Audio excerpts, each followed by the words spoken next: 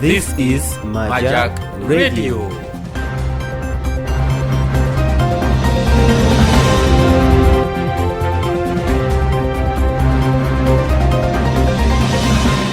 Music Studio. The Gambia, once proudly known as the smiling coast of West Africa, is slowly losing the joy and safety that once defined it. What was once known for peace and hospitality is being overshadowed by disturbing rise in murder cases and growing sense of insecurity across the country. Good morning, beautiful listeners. You are tuning in to Mankajang Radio, 92.2 FM in Bakary, Newtown. This is your weekly radio show, Current Crime Center, a dynamic radio talk show where we discuss critical issues affecting the country's security. I am your presenter, Bakary Mankajang. On today's edition, I am joined in the studio by Mr. Mamadou Sisao, the Public Relations Officer of the Gambia Police Force. Welcome, Mr. Sisao. Thanks for having me, Mr. Mankajang. Alan, Happy New Year and congratulations on your new promotion. Happy New Year's and thank you so much. Well, we will start with this. During the New Year's Eve celebration, we have seen a high or a heavy deployment of security forces within major areas within the Greater Banjul area. What is the objective of this operation, and what did the police achieve from this operation? Thank you very much. The objective is the maintenance of law and order. That is what is important. But we are aware annually, seasons like this, the festive season, Christmas Eve, New Year's Eve, Tobaski, Kurite, all of these are moments in this country where the public, people go out to celebrate and enjoy themselves. And within the Greater Banjul area, notable areas are the Senegambia area and Banjul. And the Senegambia would be the Christmas Eve, and Banjul would be the Christmas Day, what they call Banjul Festival. So it is important for the police to ensure that people who go out, their safety, they go out, they are safe, they come back safe, they enjoy their celebration. But not only that, because some would leave their compounds, without people. So the police would be everywhere in ensuring that patrols are around the Greater Banjul area. But again, it's also an opportunity because we know that a lot of flow of traffic around the Senegambia area during this period. So the aim is just to ensure that people are able to ply, go about their businesses, go enjoy their festive, and unfortunately we are able to achieve our goal at the end of the day. Okay, looking back to 2025, can you give us a brief rundown of police intervention in fighting crimes? It's a lot because this is our daily activity, and the police actually are in two folds. We have what we call proactive and reactive. We have our stations and posts where people would come to report cases or issues regarding crime and crime-related matters, and sometimes even into civil. Okay, so from this, the police officer would have the interaction and get to understand what is happening, get into the matter, investigate, go effect arrests, and all that. There are instances where we'll get tip-off of criminal activities to be taking place. For example, we have gang violence. You can remember the Sinchus gang violence. You can, when we get this, also you remember the drifting boys. We have tip off that these boys are here or they are gathering around the Independence Stadium, around the traffic light, we call it. So all of this, then our men would be dispatched. The anti-crime unit or the PIU unit would be dispatched to go and stop that from happening because they cause obstruction and havoc on our street. These are just among others.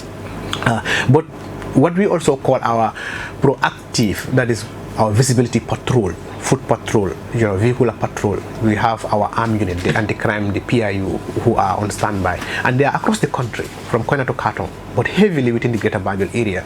We have their main headquarters in Kanifing, who would go on patrol daily, in the morning, in the afternoon, and at night.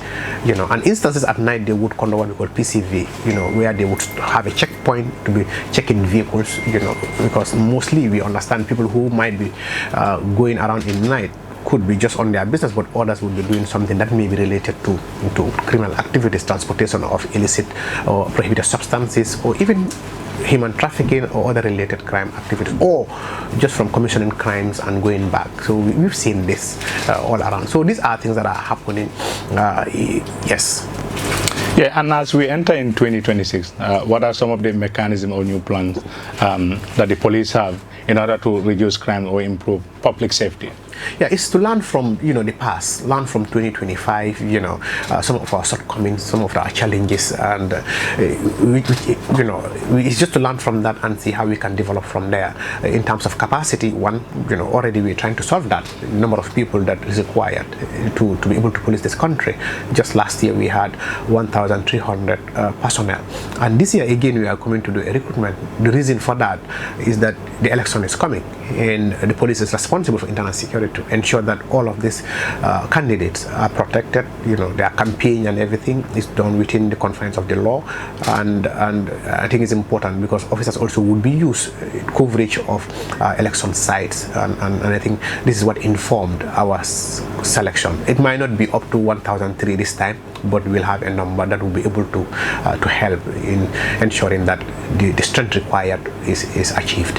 And also the leadership of the Gambia Police Force is cognizant of the fact that we are in the 21st century. Technology is very important in terms of trying to fight crime. Of recent, last year, we have a lot of cyber crime related. We have non-Gambians coming to our country in tens and even hundreds, and getting into our cyber system, trying to see how best they can be able to extract or fraudulently take money from people, either institution, not only limited to individual, but even institutions. Who knows where they would go, into banks or whatsoever. But fortunately, with tip-off and cooperation from the public, that the police were able to crack down and have them arrested, and most of them are deported. So we had a number of them from the ASEAN, more than close to 50, and I think for that the Gambia Police Force is reinforcing, and plans are to train more cybercrime officers, forensic officers, and also our crime scene officers.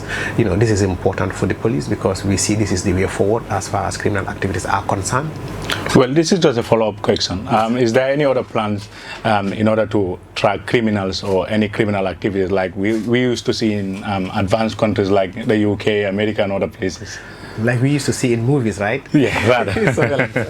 Yes, we do this actually. Maybe it's different because of what we have, the resources we have, and mostly, we know our crime hotspots in this country, and we know our criminals who actually are involved. This is why when certain criminal activities are commissioned, we are able to detect who might be behind this or which team might be behind this, and that we have some of them that, I will not go into details because what we call CI, confidential informant, where they are able to tell us this person way of operation is this, then we are able to track them.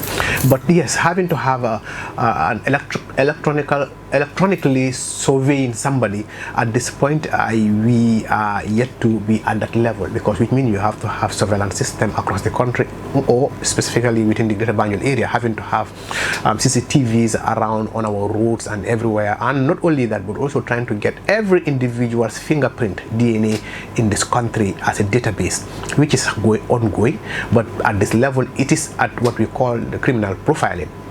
When somebody is convicted, the fingerprints are taken and data, everything, your height, your color, and everything is taken and is put in what we call an AFIX system, is African system where we are working. Right now it's more or less a pilot within West Africa, where we're trying to see how we can be able to have this identification of criminal activities, a database system, and also with what we call the West African Interpol is coordinating this within West Africa to be able to have a system where intercontinental criminal activities, international crime, and all of that, transnational crime to be specific, can be something that would be able to help in solving those criminal activities. Well, if you're tuning in, this is the current crime center on Mankajang Radio 92.2 FM in Bakary, Newtown. And I am your presenter, Bakary Mankajang. With me here is the police PRO, Mamadou Musa Sisa. Earlier, our team has engaged citizens on the street, to seek for their opinions on the current crime rate and the state of the security in this country. So let's listen to what Gambians are saying about the security of this country. I don't believe that this country is really safe like it used to be. Nowadays, if you are walking at night or alone, you have to be looking from left, right, and center just to be sure that somebody is not following you. Also, at night, we have gang attacks. Young people are now turning themselves into gangsters. If you're walking at night, especially in remote areas or areas, even busy areas, sometimes you are not spared. So, these are concerns. Like the incident that happened at the Bruce Vuitton table involving a Bureau de Science worker who was allegedly stabbed to death in daylight. This is a very big concern. The crime rate in the Gambia currently is at an increased level, and it's alarming. I think it's important for the police and any other security sector to step in to make sure crime rate in the Gambia is reduced, because it's not even safe sometimes when you go out, if you stay long at night. For you to go home again, you will think of your security. The crime rate is getting high and higher every day, because last month the brigand entered my shop, stole the goods worth of $35,000. Today also they came to my shop, remove all my wares and my bulb holders. They took everything. The country is not secure because the level of crime rate is getting higher every day. Just this past rainy season, I was in my house sleeping. The thieves got in our house and they stole both my phone and my laptop, which was a huge loss for me because I was preparing for exams. So all my story ideas, my interviews, everything was inside the laptop and the phone as well, which really affects my exam. You heard the voice of Gambians. What is your reaction or take on this? Thank you very much. Yes, I had various speakers talking about security concerns. I think, to be honest, stating that the country is not secure is an overstatement. Yes, we have criminal activities happening, and this happens everywhere. That's not an excuse, And I think what is happening of recent is that we have to acknowledge the fact that the country itself is changing in terms of advancement and development, and then people are coming in and out of this country, and people come with so many other things. People who are coming here would come to do business, but also there are people who come in also in this country who will come with other criminal activities, records of criminal activities. We've seen, you can remember the issue of Kush.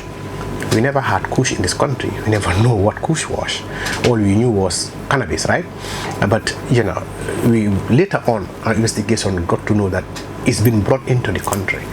And just like any other drug, mostly they are associated with crime, because when you are a consumer and now you are an addict, you need to get that. And how do you get that? You don't have the money, you have to go and steal, you have to try to find a way of getting this, and this kind of increased crime rates. Okay, and they're talking about the issue of the Bureau de Science. There are a lot of things here. If you look, we need to look at it in the security perspective. The state has a responsibility, but institutions also have their responsibilities, and individual Gambians, citizens, or people who are residing in this country equally have their responsibilities. They talked about places where it is lonely, where it is dark, when it is late, and like I always say, security is firstly your personal responsibility. You have to be aware of where you are, where you're going, where you would be, so that you can be able to, for example, Mankajang, you are going somewhere, you need to know when to go and when to come out from that place, so that you can be able to get out from that place where it might not attract anything. But also, there are instances where individuals display what they get in a certain manner that attracts. We are talking about predisposing factors to all of these things. So, for the police, what we are doing is we are strengthening police visibility in public places, okay? And we don't police compounds, we don't police shops, and I think this is very important for people to understand. Like the Bureau de Science is an institution, it's a body of people who owns it or whatever. So for the maintenance of that security, it's not on the police, it's on the institution. And this, you can remember the Access incident equally, Access Bank, when we had that robbery, and I think it repeated itself. I got to a level where banks now have an agreement with the police to have national security. Our armed unit, the PIU, are the one now there with their guns. You understand what I'm trying to say? So we'll see how best we can collaborate with all stakeholders, because the police alone can't do this. But to say that crime will not be committed in this country, or because crimes are committed, this country is not safe, it's not secure, that's an overstatement. But again, we will agree to the fact that things have changed in this country, because the number of crime reported, the reporting of crime has also increased.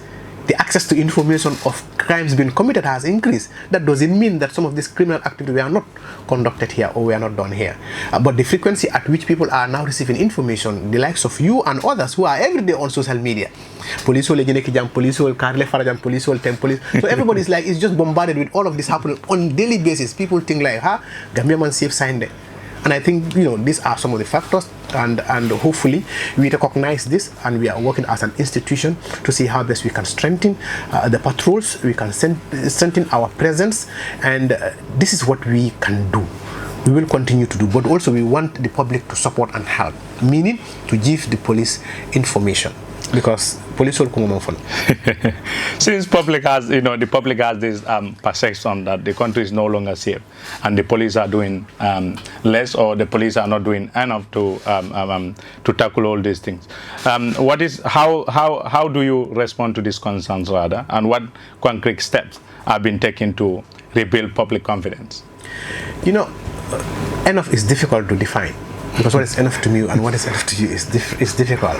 But again, we have to recognize that we are a state institution, and that our primary mandate is the protection of life and property, and that is what we will do, and we are committed to doing. We'll continue our patrols, we'll continue our presence in the community, our availability, our access, and I think this is what is important. We are also assessing the data in terms of crime commission within the country. We know for certain within the greater Banjul area, yes, because of the population and all that, the density, and for that also we will use to be able to dispatch our resources, our elements, to be able to curtail and see how best we can be able to reduce this number of activities, of criminal activities. But like it's always said,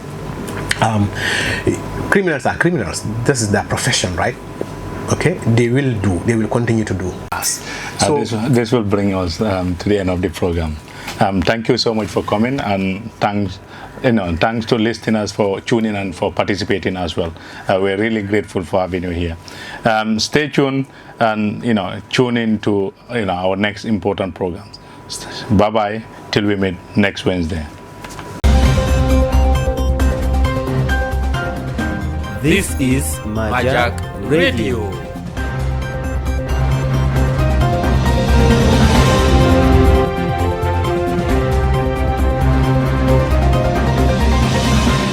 Music Studio.